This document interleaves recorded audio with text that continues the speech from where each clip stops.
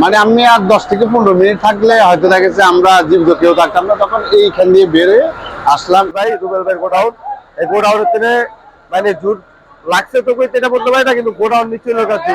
আর হলো পকেটিনের কাপড়, কাপড় আইনা ওনারা এই জায়গায় মজুত করে, মানে অনেক জায়গাতে কিনে নেয় এই জায়গায় রাখে, মানে ওনাদের গোডাউন।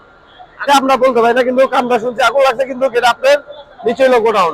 কিন্তু হঠাৎ করে আমার এসি ছিল, তো এসিটা ফায়ারিং করছে, সাথে সাথে আমি উঠে এসি সুইচ অফ করে দিয়ে মেইন গেটের দিকে যাওয়ার সময় আমার আবার প্লটের পাশে হলো লিফটের জায়গা, লিফটের জায়গার ভিতরে আগুন জ্বলতেছে। পরে আমি আগুন নিয়ে পানি মারতেছি, এমন করতে করতে আমরা ভিতরে আটকা পড়ে গেছি।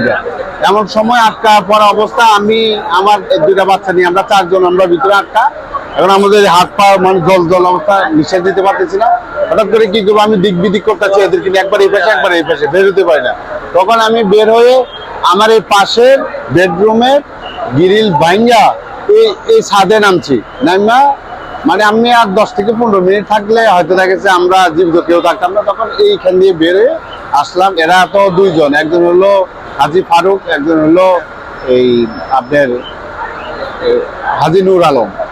না না না, এরকম কখনো আলোচনা হয়নি। অনেক সময় আমরা বের হইতাম যখন, আমার বাসা তো 4 তলা, দোতলা তো দোকান, তো অনেক সময় বস্তা মস্তা এরা বাইরে রাখলে মানি চাকরি করতাম, এরা অনেক সময় গুরুত্ব দিত না, কেয়ার করতো না। হ্যাঁ, এদের যাদের সাউথ সিমলা আছিল এরা অনেক সময় মানে ইয়ে করতো না। তো আমি কয়েকদিন আগে বলছি যে তোমরা বস্তা এভাবে রাখবো না, কারণ এখানে অনেক সময় অনেকে সিগারেট খায় ইয়ে করে, ঝামেলা করিও না, গুরুত্ব দিত না।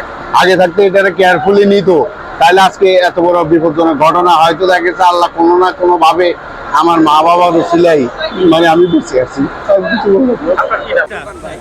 মানে 5টার আগে কম্পিউটার করতে দোয়া তারা অসুস্থ হয়ে গেছে।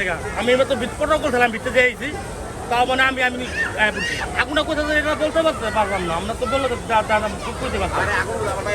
আমি শুনছি কথা, আগুন থামাইতে পারতাম না, আগুন পুরো চেষ্টা করতেছে, নিয়ম টানতে পারতেছে। ভিতরের অবস্থা খুব ভয়াবহ, মানে থামাইতে পারতেছে, তাকে প্রটোকল তারা টিকতে পারতেছে না, মানে তারা অসুস্থ হয়ে যেতেছে মানে এত মানে তাপ, ভিতরে খারাইতে পারতেছে না, যদি অলরেডি হাত ইয়ে আছে বয়ে রয়েছে।